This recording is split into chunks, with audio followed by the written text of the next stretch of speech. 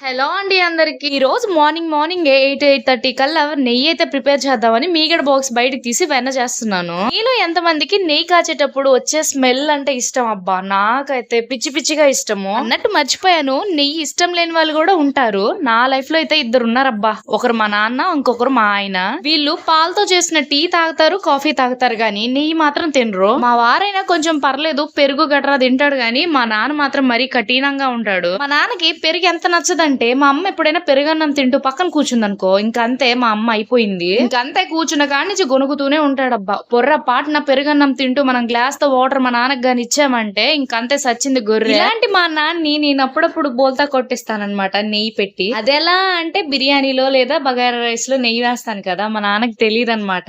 పాపం మా పిచ్చి నాన్న తిని ఆహా ఓహో అంటాడు. ఇంకొంచెం పెట్టు అని ఎక్స్ట్రాగా పెట్టించుకొని కూడా తింటాడు అనమాట. లేకపోతే పాలతో అన్ని తింటారు, గానీ నెయ్యి మాత్రం తినరా. సరే ఉంటా.